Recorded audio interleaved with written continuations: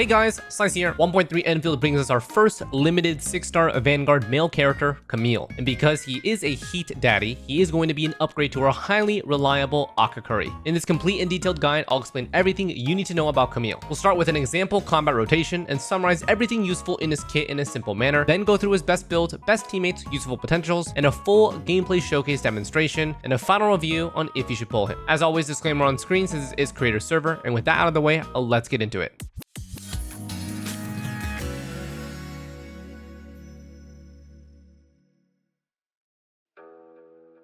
So, Camille is our premium heat SP recovery demon. He is effectively a major upgrade to Akakuri at almost every stage. He has more heat infliction, more SP recovery, and also has enemy debuffs and team buffs. This doesn't mean that Akakuri will no longer be useful though. She is still extremely reliable, one of our most consistent heat appliers and SP recovery bots, and so big shout out to her while we enter a new era with Camille. Let's go over what he does in combat. So, Camille will most often be an off-field sub-DPS that maintains a constant debuff on enemies and applies heat infliction when necessary. He applies both of these things by his skill. He will be starting combat with this skill in almost every situation against trash mobs or bosses. It summons these fire fangs that hover on the enemy for 45 seconds and applies heat infliction. You'll be able to see the fire fang duration on the enemy tooltip. While it's active, enemies will be weakened so they deal less damage to you, and have heat sus on them so you deal more heat damage to them. If an enemy dies while it's active, it will transfer to the nearest enemy, deal damage, apply heat infliction,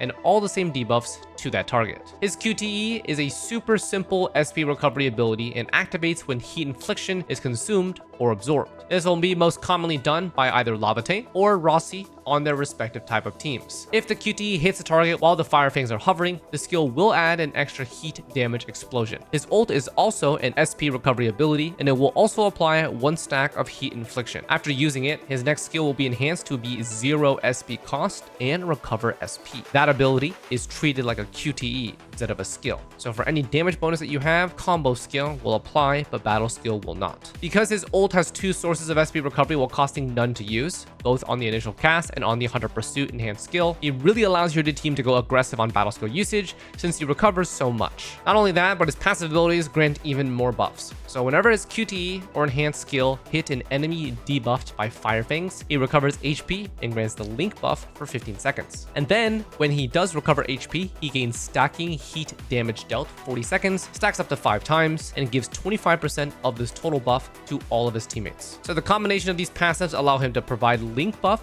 pretty consistently and up to 5% heat damage bonus to allies. Because this is 20% max stack, only 1/4 of it is given to your teammates. So based off of my experience playing with him, his SP recovery is actually pretty insane. It allows you to be a lot more aggressive with battle skill usage. He technically only needs to use his skill once every 45 seconds to maintain his debuff, but you will be using this much more consistently than that since it's his only guaranteed way to apply heat infliction for teammates like Rossi and Laevatain to consume. So personally, I am always a big fan of Vanguard units because their SP recovery is pretty essential part of the gameplay loop, so Camille is a pretty nice addition to the heat roster. For talent priority, his most important debuffs will be from his skill, and the biggest damage will be from his QTE, which has 2 multipliers on it, and also his ultimate. I am unable to check here, but if the skill already has 7% weakness and heat sus debuff at level 1, then you can skip leveling it. Otherwise, level the skill so that you reach these thresholds, and then pump both the ultimate and the QTE for damage. The only thing you need to ignore is going to be basic attack.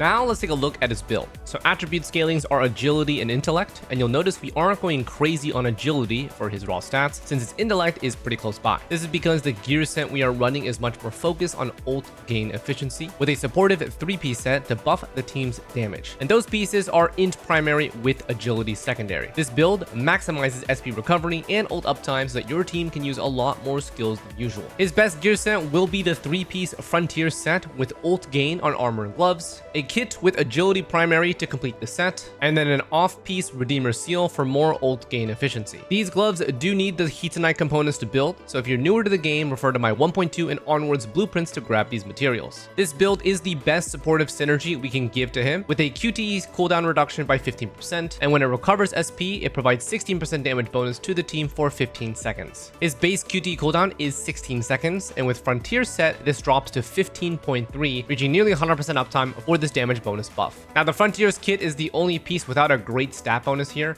so we settle with the agility primary and secondary attribute percent. Now alternatively, the Qingbo 3-piece set is also a very similar one, reducing the QTE cooldown as well and increasing his personal damage. Unfortunately though, none of the pieces have both agility and intellect, so the stat distribution is much worse than Frontiers. So while it is usable, the stats are generally just worse. Now if you don't have 3-piece Frontiers ready, I would just run maximum ult gain efficiency pieces and ignore the set bonus. For weapons, he uses a polearm and has 2 realistic options: his signature and the battle pass. So there's not really much besides these two, and he is a supportive character, so if you plan to invest into him but aren't willing to spend extra for his weapon, I highly recommend grabbing the battle pass polearm. Signature is the strongest. It uses agility, heat, and flow essence, and the battle pass is not that far behind, using agility, ult gain, and efficacy essence. If you take a look at their stat distribution, it's actually really similar. They both have agility main stat. They both have the same ultimate gain efficiency if this were max leveled, just on different lines. But the heat damage dealt percentage is going to be lower than this one, and the team buffing from the third stat is going to be less as well. In terms of strength scaling, this is what you can expect.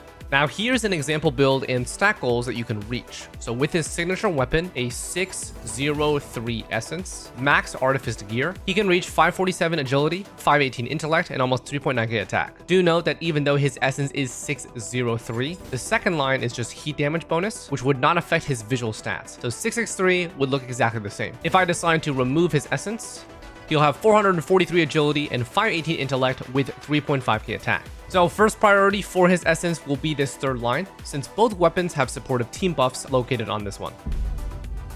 Next up, potentials. So P1, skills, weakness, and heat sus value is increased by 5%, going from 7 to 12% total on both. Fire Feint duration is also increased from 45 to 60 seconds. This one overall is pretty solid. The debuff increase is pretty significant, even though it doesn't seem like that much on paper, but for a single potential, its value is quite high. P2 is just stats. P3 is QTE cooldown drops from 18 to 16 seconds. The QTE and enhanced skill damage gain a 1.3 times increase, and the SP recoveries increase by 1.15 times. P4 is ult cost decrease, and then P5 is heat damage per passive stack is increased from 4% to 10%, which is a 250% increase, which is quite big, increasing the total from 20% to 50%. This also means that his team buff that takes 25% of the effect is increased from 5% to 12.5%. So overall, his potentials are really solid for pure heat team buffing. P1 is going to be the strongest for the investment cost. P3 will feel good, but you may not notice it that much. And then P5 is his strongest buff increase, but requires a lot more investment than just P1. So if you're heavily invested in heat teams, P1 will be your stopping threshold. Now onto teams. So his two best comps are going to pair with Laevatain on a pure heat team or with Rossi on a hybrid physical heat team. These are the two strongest comps that utilize Akakuri, so it makes sense that Camille is a direct upgrade for those comps where Akakuri would be. But of course, don't let these two comps stop you from enjoying other things. Any team that you would use Akakuri in, Camille can replace. So it doesn't have to be for meta strength, it can be purely just for fun. Camille basically just does everything that Akakuri does already. The Lava Pure Heat team looks like this. We have Lava, Camille plus Wulfgard, and Flex. These three right here are core. The Flex can be Gilberta, Ardelia, Akakuri as well, or Antal, or anything really. Those four are just the most common.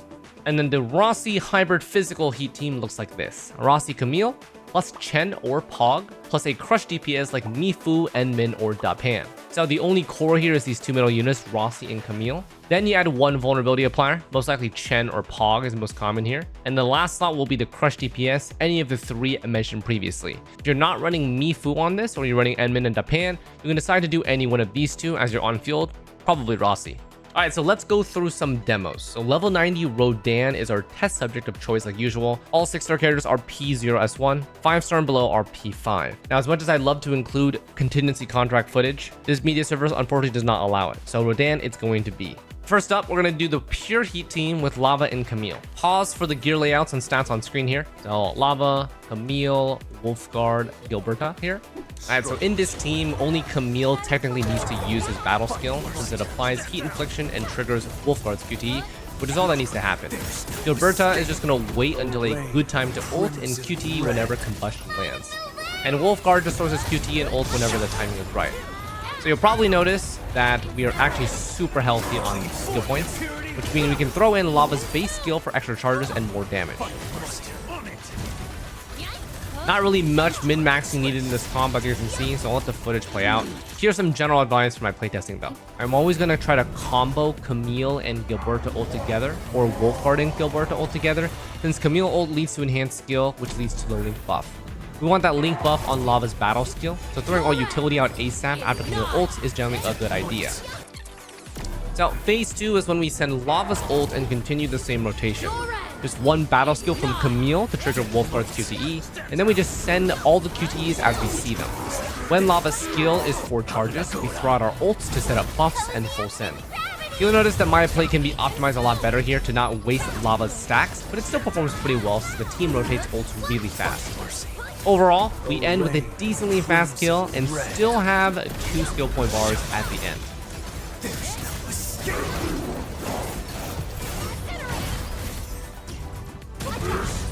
So yeah, if you do enjoy Lava gameplay, Camille will definitely make it a lot easier with the SP that he provides. Okay, now time for a Rossi Camille demonstration. Pause for build layouts if needed. These are the stats on my characters here. Alright, so this team is going to be a bit more precise since we have 3 premium characters. So let me run through some important team mechanics you'll need to keep track of.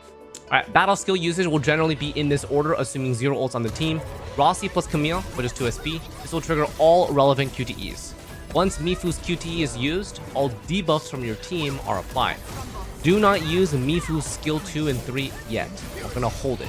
Rossi still needs to use one more skill to apply her Wolf Bleed. Once that is finished, then Mifu can finish her skill 2 plus 3 combo.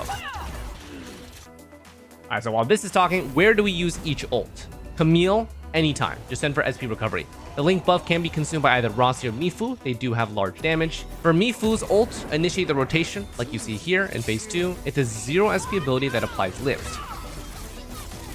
Then we're going to do Chen ult only after Mifu's QTE to get the Fizz Sus bonus. And then Rossi ult only if the enemy has a Wolf Bleed. So usually this is after second skill, which is right now. And as you guys can see, the damage is kind of insane. We clear extremely fast in this rotation. Overall, this team is pretty fast-paced and very high at battle skill usage, which makes it very, very good for Camille because only he can consistently recover that much SP. Mifu, Rossi, and Camille are all constantly using their battle skills to apply relevant debuffs and do big damage. And then Chen just exists to use her QTE as often as possible for +1 bold stack. Now, if you do have him, Pog adds even more power to this team because double Vanguard means even more SP recovery while still applying all those Vuln stacks. That would be the premium version of this team where you have all 6 stars. Alright, so we're going to go ahead and replay the phase 2 rotation on screen since it occurs way too fast for me to yap over it. This way I don't need to pause every second to announce each ability that's used, and you can replay it to see where the damage is coming from. So overall, this team is really strong and highly consistent DPS. Mifu handles battle skill damage if you don't have ults, which is great for trash mod clearing. Rossi handles ult damage if you have a setup to all in. Camille handles the massive amount of SP needed by the team. And Chen just applies Vuln and can be replaced by Pog or anyone else. Alright, closing thoughts, and should you pull for Camille?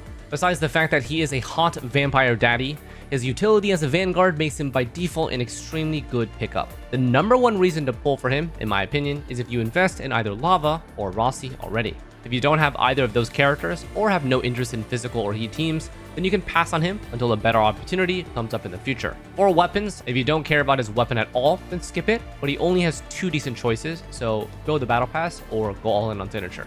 Overall, I think that with how often we have been using Akakuri in a lot of teams, it comes to no surprise that Camille feels very strong and very useful because he does everything she does, but better. If you are invested enough to have resources for both a Lava and a Rossi team, then you can use both of them on different teams. So that's going to wrap it up for this complete and detailed guide on Camille. Thank you guys for watching. Don't forget to like and sub for more Endfield content, and we'll see you guys next time. Take care.